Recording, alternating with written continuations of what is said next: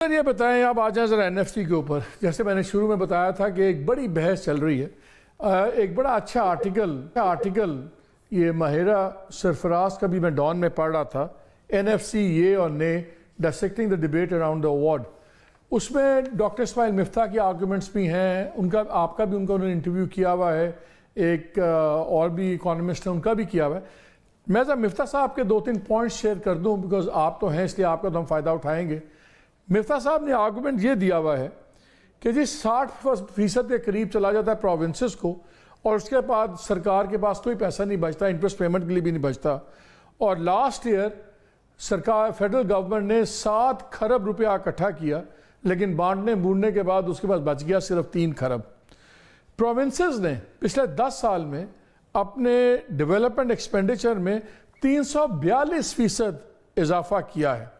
اور انہوں نے ایک فگر دیا کہ انہوں نے اکٹھا کیا ٹیکسز میں 650 ارب مگر خرچہ 5 کھرب اور پراپرٹی سے صرف 125-26 بلین انہوں نے اکٹھا کیا. اور جہاں پہ پارک جیسے آپ نے بھی کہا تمام لوگوں کی امیر لوگوں کی وہیں پہ ویلتھ پارک ہوتی ہے سب کچھ. ان کا آرگومنٹ یہ تھا کہ NFC کا واپس ریسٹور کر دیں 40-45% کے اوپر تاکہ فیڈرل گورنمنٹ کے اندر ہو. آپ کا میں جس میں آپ پڑھ رہا تھا اس میں آپ نے کہا کہ پہلی بات تو یہ ہے کہ سب سے بڑا تو قطعاً یہ ہے کہ پروونسز کو اجازت دیں کہ یہ خود اپنے قرضے اٹھائیں. اس وقت ان کی ڈیپٹ فری زندگی ہے, ان کا تو مسئلہ کوئی نہیں ہے. انڈیا کی آپ نے اگزامپل دی کہ انڈیا میں بہت زیادہ وہ قرضے اپنے لیتے ہیں اور اسٹیٹس اپنا کام کرتی ہیں. لیکن ہمارے یہاں پہ ایک مسئلہ ہے پاشا صاحب, بیفور میں اس پوائنٹ پہ آنا چاہتا ہوں. اب ایک صوبہ جس کو عثمان بزدار صاحب چلا رہے ہوں یا اسی طرح بہت میں اگزامپلز دے سکتا ہوں, اس صوبے کی گورنمنٹ کے پاس اگر رائٹ ہو کہ دائیں بائیں سینٹر سے چائنا سے امریکہ سے برازیل سے قرضے اٹھا لے تو وہ تو شاید how will it work, how does it work کہ جب اتنا ویک گورننس اسٹرکچر ہو اور وہاں ہم پروونسز کو بھی کھلی چھٹی دے دیں تو پھر تو ایک نیا کیوس نہیں ہو جائے گا. بسم اللہ, آپ نے بہت ماشاءاللہ بہت طریقے سے یہ بات کی ہے NFC کے بارے میں. یہ سینسٹیو ایشو ہے. دیکھیے ہم ہر وقت ہندوستان کی تعریف میں مبتلا رہتے ہیں مگر آپ کو ریالٹی بتاؤں, آج ہندوستان کا جو سالانہ بجٹ خسارہ ہے وہ 9 سے 10% ان کے GDP کا ہے. یہ بہت ہی اونچا لیول ہے. ہمارے یہاں کھینچ کھانچ کے ہم 7.7 تک پہنچے ہیں, ان کے یہاں تقریباً 10% تک وہ جا چکے ہیں. اور ان کا جو public debt to GDP ratio ہے وہ 85% سے بھی زیادہ ہے, ہم سے 10-12% زیادہ. وہاں آؤٹ آف کنٹرول ہے public finances. So I don't want to take India as an example. دیکھیے borrowing should not be done by the provinces. اور مجھے جو پرابلم نظر آیا ہے اور وہ میں چونکہ ہم آئین کی عزت کرتے ہیں, ہمارے لیے آئین سب سے امپورٹنٹ ہے. 18ویں ترمیم میں ایک بہت بڑا کلاز لگایا گیا ہے, کلاز 160(3) جس کے تحت جو شیئر ایک ایوارڈ میں دیا گیا ہے اگلے ایوارڈ میں وہ کم نہیں کیا جا سکتا. ہم نے 7ویں NFC ایوارڈ میں جو اس وقت ابھی تک چل رہا ہے, 9 سال زیادہ چل چکا ہے, اس میں ہم 57.5% پروونسز کو دیتے ہیں from the divisible pool of taxes. وہ 57.5% unless you have a constitutional amendment وہ چینج.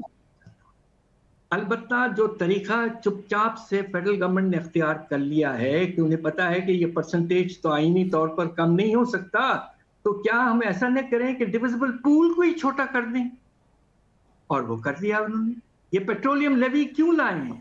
ٹھیک, پیٹرولیم لائے ہیں لیوی اور اس میں سیلز ٹیکس کم کر دیا ہے, اور اس سال پروونسز کو 500 ارب آلریڈی کم مل رہا ہے, اور اب اس کو فردر اس طرح کے طریقے اختیار کیے جائیں گے. دوسری طرف جو مناسب ہے وہ خرچے ٹرانسفر کریں. فیڈرل گورنمنٹ نے جو 18ویں ترمیم کے تحت جو ٹرانسفر ہوئے تھے فنکشنز, وہ ٹرانسفر ہی نہیں کیے ہیں.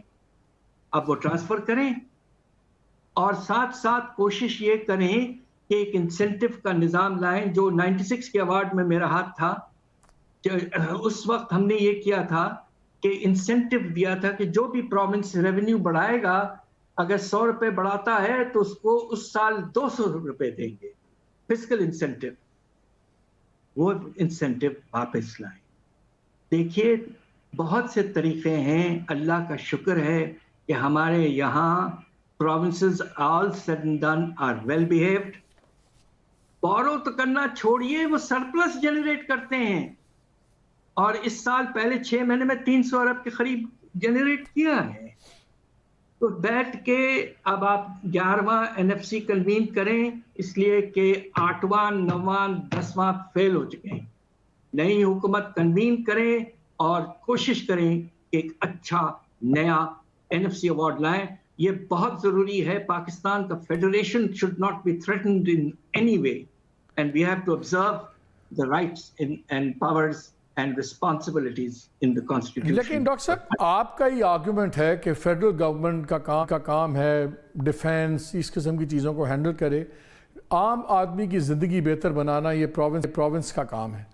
اگر پروونسز اپنے یہ خرچے جو سرپلس بھی کریں یا دوسرے خرچے جو یہ 5 کھرب انہوں نے خرچے میں ہیں، اگر انہوں نے ایجوکیشن پہ لگا ہوتا، اگر ہیلتھ پہ لگا ہوتا، اگر ہیومن ڈیولپمنٹ پہ لگا ہوتا، تو آج پھر ہم 164ویں نمبر پہ کیوں ہیں؟ آج ہم ہیٹی اور زمبابوے کے نیچے کیوں ہیں؟ کلیئرلی جو پروونسز نے ایگزسٹنگ فنڈز ہیں یا تو کھائے گئے ہیں یا صحیح نہیں لگائے یا کیپیسٹی کی وجہ سے الٹ گئے ہیں. تو پروونسز کس طرح ہم کہیں کہ جی پروونسز بڑا زبردست کام کر رہے ہیں، پھر یہ ہیومن ڈیولپمنٹ انڈیکس کیوں اتنا نیچے ہے؟ کیوں غربت سے نیچے ہے؟ پھر سے بہت مناسب سوال کیا ہے. دیکھیے ہم یہ صرف شہر کی بات کرتے رہتے ہیں، مگر آپ کو یہ شاید علم ہوگا کہ 2017-18 کے بعد جو فیڈرل گورنمنٹ کے ریونیوز میں تقریباً 2.5% آف دا GDP کمی آئی ہے. ان کا فسکل ایفرٹ کمزور ہو گیا ہے. اس کے نتیجے میں جو ٹرانسفر ہم کر رہے ہیں، percentage of the GDP transfer to the provinces کم ہو گیا ہے. اور ساتھ ساتھ ایک اور نئی چیز ہوئی ہے کہ پچھلے 5-6 سال میں ایک چینج ان پرائیورٹیز نظر آئی ہے ہمیں پروونسز میں، اور وہ یہ ہے کہ ان کا رجحان زیادہ صحت کی طرف ہے اور تعلیم کی طرف کم ہے. دونوں ملا لیں تو خرچہ وہی ہے تقریباً. سر مجھے اب یہ بتائیں، میں یہ دیکھ رہا تھا کہ 3.2 آف دا GDP سے ہماری investment in education and health 2.9 پہ آ گئی ہے. تو جی وہی تو میں کہہ رہا ہوں کہ اس میں ایجوکیشن میں کمی آئی ہے، ہیلتھ میں اضافہ ہے. تو اب کمنگ بیک